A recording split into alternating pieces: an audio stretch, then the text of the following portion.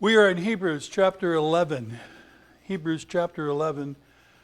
Just as I prepare to present God's truth to you on Sunday mornings, I often am trying to figure out how much do I need to take, or what is the big idea, how many verses, and oftentimes I'm thinking weeks ahead, and I knew this was coming up, and I was wondering, well, this seems to be not a really significant verse a few months ago, but now that we are right at this point, and the more I thought about it the last couple of weeks, man, this is a serious verse. Hebrews chapter 11, verse 29. We have been talking about examples of faith. What kind of faith do I really need to be accepted by God, or to know that my faith is real? Well, Hebrews chapter 11, verse 29, by faith, the people passed through the Red Sea as though they were passing through dry land. And the Egyptians, when they attempted it, were drowned. We have switched from a notable person, Cain, Abel, Enoch, Noah, Abraham, to the people. And of course, as an Old Testament person, and I began to look at this verse, I thought, wait a minute. This is an odd example of real faith. Now, I need to tell you before I go further with my introduction, I'm going to talk about things that are decades old. Nothing current, okay? Nothing current. What is real faith? And if this is an ordinary event that we're referencing here in Hebrews 29, I wanted to just quickly share with you some examples I immediately thought of. Quite some time ago, when I was diagnosed with cancer and they told me it was slow growing and they caught it early, but I had to decide what I needed to do and what type of response. And we won't talk about the 6 months before I went in for the surgery, but the morning I went in for the surgery, they said, man, you really are calm about all of this. And they wheeled me over to the operating room, and they weren't quite ready. And they said, you really seem to be kind of okay. Can we leave you alone for a few minutes outside? We've got other people in pre-op. Because I was totally okay with what was happening. So being in a position where you know you have to do something, and so you make the best choice that you think you can make, and that's essentially where I was. Okay, I'm here for the surgery. I don't really have a choice in this. Is that really an example of great faith? The second thing that came to my mind, because this is really what we're almost looking at this morning, and again, this happened decades ago. As I've shared with you previously, I had a son that was significantly abused by a youth minister in a church we were attending, and it went bad real quick. They were not the least bit helpful. They were very defensive. There was obviously a court case. The perpetrator was sent to Avenel for 12 years. We ended up having to sue the church, which was devastating for me. Part of my strange way of processing all of this was, I said, this is never going to happen to my family again. I'm going to make sure this doesn't happen to my family again. And I know this sounds kind of strange. It's a little bit of embarrassing. I began to travel almost everywhere with pistols. And I had a few clothes that I had that had kind of hidden pockets, or the pockets were hard to see. I had a 45 usually on one side, and some of you will know what that means, and a 38 Super on the other. No one was going to hurt my family again. So I was running a little bit late to take my son to a clarinet lesson. And I'm in the fast-laced meeting. And it's almost as if an angel, and probably it was, because I'd been doing this for quite some time, a year or two, almost whispered in my ear, if you get pulled over, the officer might see your pistol, and this is going to go bad real quick. And a step further, the angel was sort of whispering in my ear, you know, John Wetzler's in Avenel. I don't think he's going to start running alongside your car at 70 miles an hour. I don't think the attorneys that are opposing you in court are suddenly going to come up alongside you. Are you sure you need to be doing this? In a moment of kind of like, for years, rare awareness, lucidity, and probably even common sense, I was able to come to the conclusion, yes, I need help. I need legal help. We need to be able to have the jury or the judge make the right choice. But traveling with hollow points in my pistols is not going to help me. I need something much bigger. And it was a whole change of direction for me. Okay, I can't help myself like this. I need God. I have no choice. Is that an example of great faith? Because that's what we're going to see this morning. Now, some people might say that's an example of extreme foolishness, and you have come to your senses. I came to the point of thinking, I have no choice. I can't keep doing this. This is not a good decision, but I have no choice in what happens if I go the other way. I just have to trust God. We are really looking at the story in Exodus chapter 14. Exodus chapter 14. Now, in Exodus chapter 14, we hear the story of a real strange series of events. Now, I want you to look at this map. And when the children of Israel were kicked out of Egypt almost overnight, it might be hard to visualize this, but this is the tip of the Sinai Peninsula. Now, the quickest way to go from Egypt to the Holy Land would be to go northeast. Moses was leading the people directly west and a little bit south. Undoubtedly, Pharaoh was sending out reconnaissance. And they're coming back saying, they told you they needed to go to the land. They're not going there. They're going into the wilderness, kind of. And then, chapter 14 of Exodus. Now the Lord spoke to Moses, saying, tell the sons of Israel to turn back and camp before Pi-hahiroth, between Migdol and the sea, and you shall camp in front of Baal-zephon, opposite by the sea, because I want Pharaoh to think the sons of Israel are just wandering in the wilderness. That's what I want Pharaoh to think, because I'm going to harden his heart. Verse 4, I want his heart to be hardened, and he's going to chase after you, and I'm going to be honored by rescuing you people. So they have traveled much further north, and now the Lord comes to Moses and says, you know, you need to turn around. You need to turn around. Well, to begin with, I'm sure there were many people in the camp that are saying, Moses, we've seen these rocks before. We've seen these rocks before.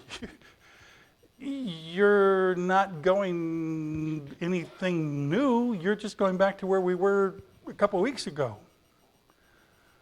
Are you lost? Now remember, this is a plan of God. But I'm sure there were many people who said, you know, Moses helped us get out of Egypt, but does he really know where he's going? He says God told him to turn around and go back the other way. But that doesn't make sense. And then we read, this was God's plan. He is going to change Pharaoh's heart. Now, for people who don't believe in the Lord, we might look at them and say, what are you missing here? It's so obvious. I mean, think about this for a minute. For months, God has been dealing with Egypt. Horrendous plagues, frogs, gnats, darkness, the Nile turns into blood. And the last plague, all of the firstborn are slain. You would think Pharaoh would say, well, whatever I do, I'm not going to cause any problems to these people because they have caused me a lot of problems. Or maybe Pharaoh would say, they're turning around and coming back. That's great news. I need to go talk to them about their God. No, we know this from experience. People around us who don't know God ignore the most obvious signs and events, and they think they're going to take an opportunity to get even. Now Pharaoh looked, if you can go back to the map, Don. So Pharaoh hears the reports. They're wandering in the wilderness. They're not going where they told you they were going to go. Now they've turned back. Pharaoh, this is your moment. They are surrounded on three sides with water, deep water. And behind them is the wilderness. They have no opportunity to escape. This is your moment to exact revenge. And maybe if you were Pharaoh, if you didn't know God, if you were totally oblivious to how God had been working in someone else's life, you would say, perfect. I'm going to chase after these people and get even. And then the people. So Pharaoh mounts up with his chariots and he's chasing after the people. They're lost. They don't know what they were doing. They lied to me. They're not even going to sacrifice. And so he chases after them. What is this we have done? We've let our free labor go. Now, as Pharaoh drew near, verse 10, the sons of Israel looked and they saw all of the chariots coming across, big clouds of dust. Verse 10, and the people said, this is going to be great. We've seen a bunch of miracles. We've seen unbelievable miracles. There was darkness. We didn't have darkness. There was frogs. We didn't have frogs. Here's Pharaoh chasing us. I wonder what the Lord's going to do again. They've gone through his deliverance. They've seen the plagues. They didn't have a problem. Isn't that what you would think that they would do? They were just delivered from Egypt. You would think they would say, this is going to be great. Pharaoh didn't learn his lesson and God's going to show him again. No. They see the chariots approaching in the distance and they became frightened. So the sons of Israel cried out to the Lord, verse 11, and they said to Moses, undoubtedly with many other things, you're lost, you lied to us, you don't know where you're going, I don't even know if God is talking to you. And they said to Moses, is it because there are no graves in Egypt that you have taken us away to die in the wilderness? You don't know what you're doing. Why have you dealt with us this way, bringing us out of Egypt? Is this not what we told you when we were in Egypt, saying, leave us alone? We're okay being slaves. It would have been better for us to serve the Egyptians than to die in the wilderness like this. It wasn't just Pharaoh who hadn't learned a lesson. The children of Israel, who had just been delivered, they didn't learn their lesson either. Now the Lord had purposely hardened Pharaoh's heart, lacking any kind of common sense. He was doing something we would like to think a normal person would say, I've had enough problems with these people, let them stay lost in the wilderness. But isn't this how the ungodly often react? They don't see what is so obvious to you and I. And then the people. Now the people, between three bodies of water and the wilderness, they don't have a choice. There's nothing they can do. Now, they numbered hundreds of thousands, but here comes Pharaoh with his chariots and his swords and his military. They don't have a choice. What can they do? Well, here's what they're supposed to do.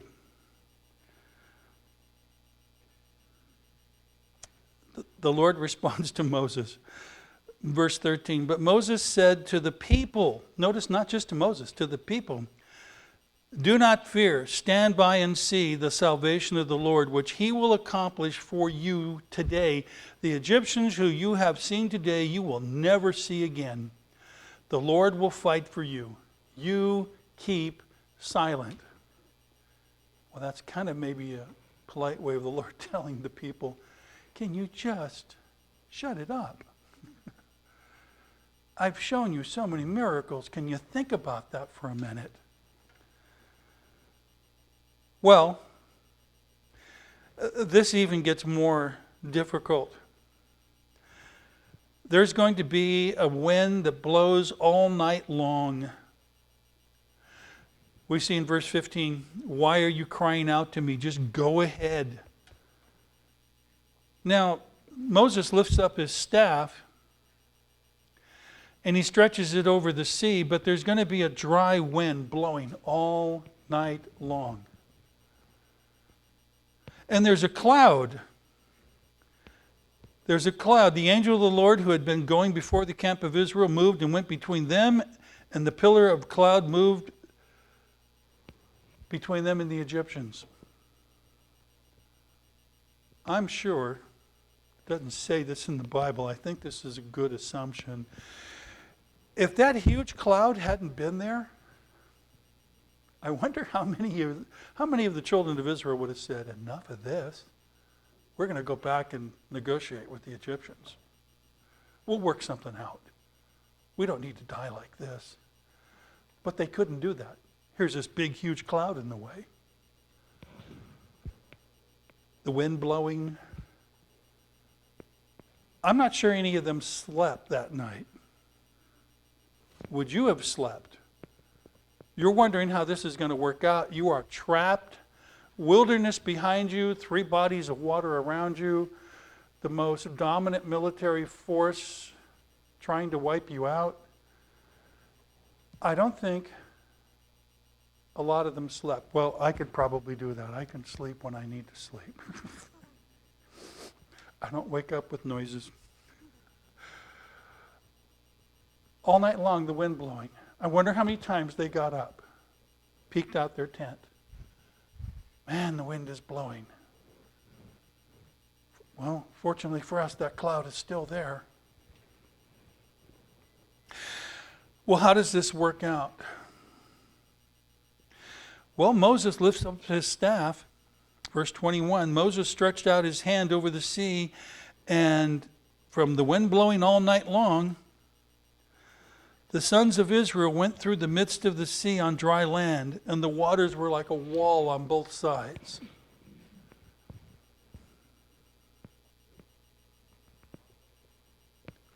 Now, maybe they had some faith, but they didn't have a choice. But as they began to follow Moses' direction and, be quiet and just move on, I'm going to deliver you. And notice, this is the first time that this actually affects the Israelites. Before he's been punishing the Egyptians, now they're the ones that are threatened. As they began to approach the water and they began to, hey, the water is not here. And it must have been wide for all these people to go through. And they're looking at the water on each side. Well, this isn't normal. I guess God is really going to deliver us. Why are you praying? Move. Israel goes through on dry land. The purpose we saw all the way back in verse 13. Why did God want them to do this? God wanted them to do this. God had set everything in motion. Verse 13. Do not fear, stand by and see the salvation of the Lord. This is all from God's hand. Something really bad, something really threatening is actually from God's hand. Now this kind of goes contrary to so much of what we think. We think, well, I've gone to church every Sunday this month. In fact, I've gone to church every Sunday multiple months in a row. God should be blessing me, right? Maybe even a step further. I've been putting more money in the plate than I want to. God should be blessing me, right? Now, if you were the children of Israel, you're thinking, okay, I had the sacrifice, I bought the lamb, I did the whole thing on the door, I've been listening to Moses, I'm trying to be following his direction. We don't know where we're going, we're out here in the wilderness, and now the army is ready to wipe us out. Are you really sure this should be the way that it is? Moses, if God was really going to bless us, shouldn't we have gone directly? Shouldn't we have gone right directly to the Holy Land? To the Promised Land? To where you say you're taking us? Because I've heard some people say it's only a couple weeks to get from Egypt to that land of Canaanites and Philistines. And here you are. Are you really going in the right direction? So if we make it even more uncomfortable and personal, when you hear that diagnosis, cancer, or you hear the latest lab reports, are you thinking, well, no, this doesn't make sense because I've been going to church on a regular basis. I thought the Lord should be blessing me. How's this working out? We forget, verse 13, everything that happens in our life, everything that comes into our life is that God may show us who he is and reveal to us our salvation. This isn't something you did. Now, if what you're going through is the result of your own irresponsibility, that may be a little different. We're not talking about that. So they go through on the dry land because God wants to show them who he is. He's been showing the Egyptians who he is. And it might be difficult for the children of Israel to have gone through all of that and to say, well, luckily we're not Egyptians, but, we're not getting fabulously wealthy here. He's taking care of them. They're the ones suffering from the plagues. But now this affects the children of Israel. Now it's interesting in Hebrews, if we go back there for just a few seconds, as the writer to Hebrews is referencing this, and he's saying, they went through as if the land was dry.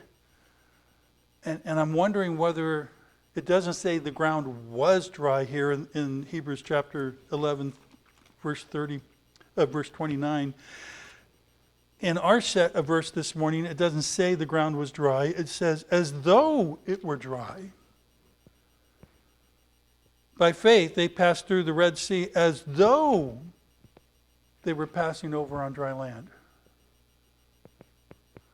Maybe as they began to walk out between the two walls of water, they were saying, now this really doesn't make sense. According to what it looks like to me, I should be sinking it, but I'm not. And this is funny. And the Egyptians, and the word here really means when they experimented. It's really as if the Egyptians saw them do it and said, hey, it's working for them. I don't know how. Let's try it. Let's drive our chariots into the water. It's working for them. Let's see if it works for us. And notice as we're back in Exodus, as they go into the water, now all the people going through, and that must have taken time, and there's the cloud behind them, preventing the Egyptians from coming upon them.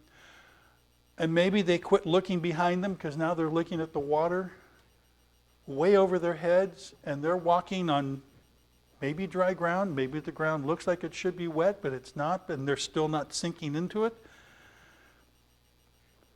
Now, as the Egyptians start to go into it, something begins to happen. It's not working out as their experiment. Verse 25 of chapter 14 in Exodus. The Egyptians say, hey, this is working for them. I guess it's going to work for us. We don't know how. And again, if you were a reasonable person who worshiped God, you might stop and say, hold it, guys, we've been in here before. We've had 10 really bad plagues that their God visited upon us. This is a trap for us. See that high water? That's divine. No, we can't go into there. People who don't worship God do things that the rest of us say, that was foolish.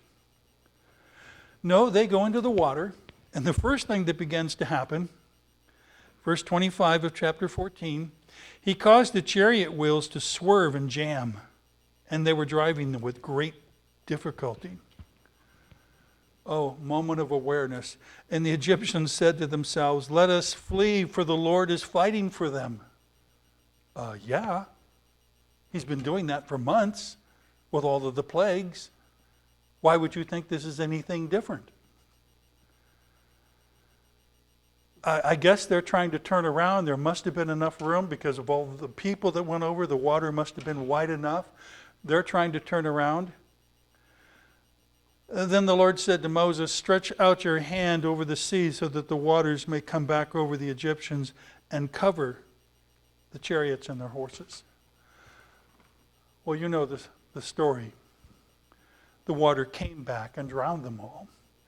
And chapter 15 is a glorious celebration as the children of Israel realize, yeah, we have been delivered.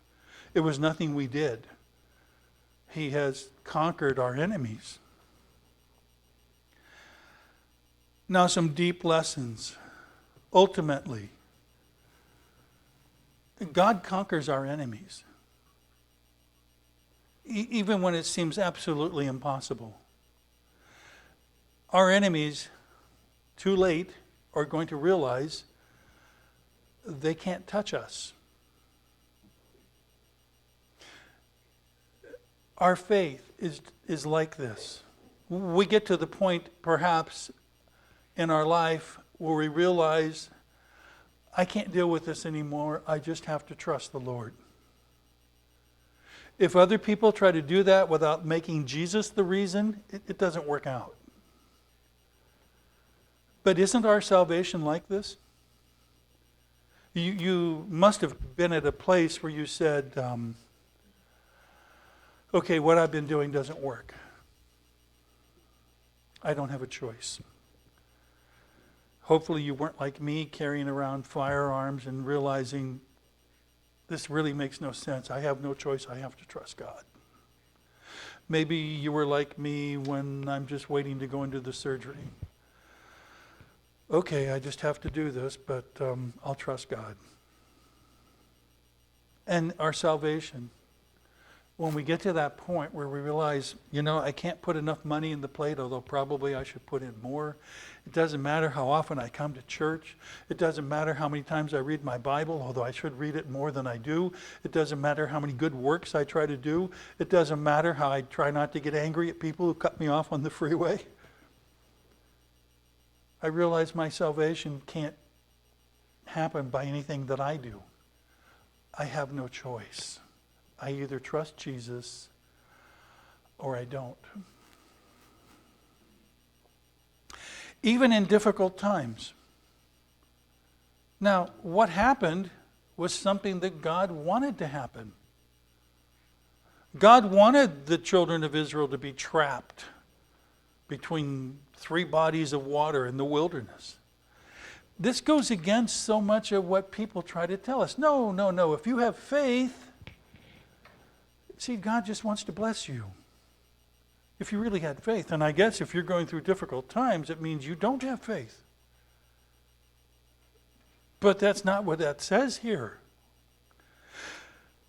Did you see that in Exodus where God told Moses, now if the people have faith, they won't have to go through this.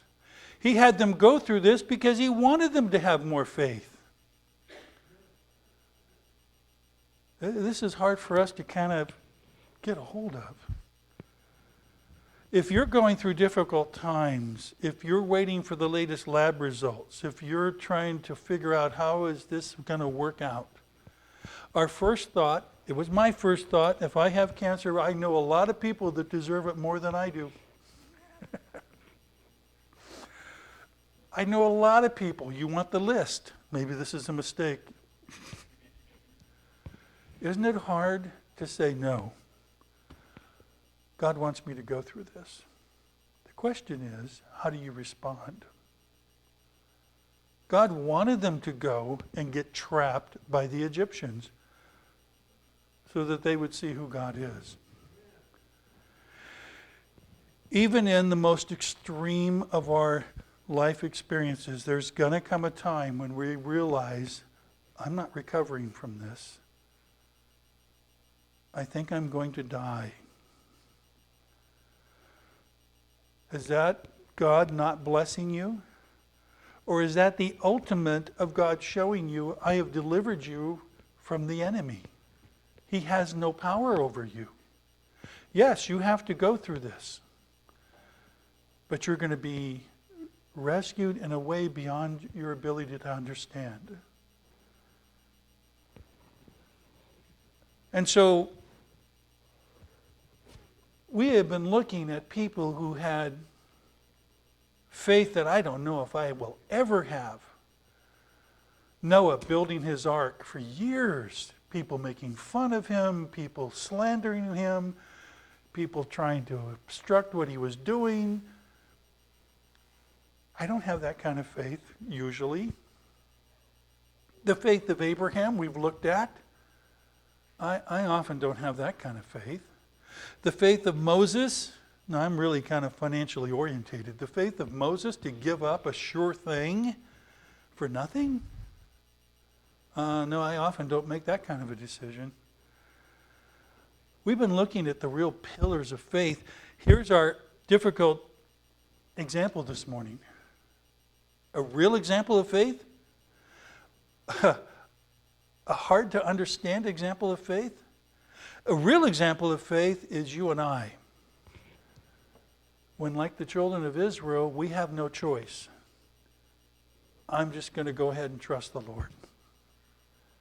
That's a real example of faith. Now, of course, that's being responsible. I didn't buy this problem. I didn't go out of way, although even sometimes that's the case. A real example of faith. I don't have a choice. I can't make my own salvation. I can't become more spiritual on my own. I'm just going to read my Bible more because I know that's what I need to do. I'm going to come to him in prayer more because I know that's what I need to do, but I really don't have a choice. I'm just going to go ahead and trust God. And that makes you and I an example. Isn't that kind of hard to grasp? I don't have to be like Abraham. I don't have to be like Moses. I don't have to be like, well, the greatest example you could think of. Because that's what we try to do. Well, I don't have the faith. I'm not like Billy Graham, I'm struggling. The deep lesson this morning is, if you just do what you have to do, depending upon God to see you through it, that is a significant example of faith. The people who rebelled against Moses and said, you don't know what you're doing, you're lost in the wilderness, we should go back to Egypt. We should go talk to them now if we could, that cloud's in the way.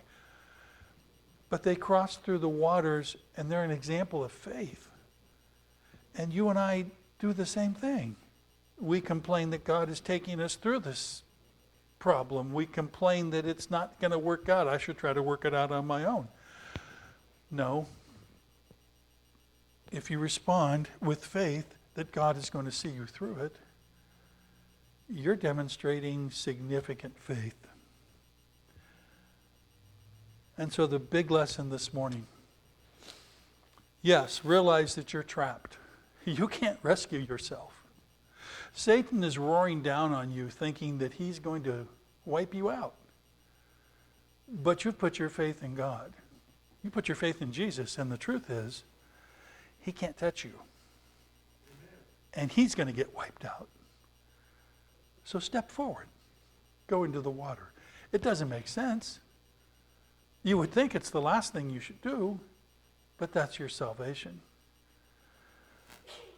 We come before the Lord's throne and we think there's got to be other ways that I could maybe solve this issue. No. Start walking through the water, the ground is dry, and trust God. He brought you here for that purpose. Even if that means cancer. Even if that means medical diagnosis that nobody wants to hear. Even if that means financial problems. God brought that into my life? Well, He's in control. And He wants you to trust Him. It might be the answer we would choose, but He's going to show you. He's going to show you the way of salvation. If you're willing to step forward and trust Him. It's a deep lesson, isn't it? Let us pray.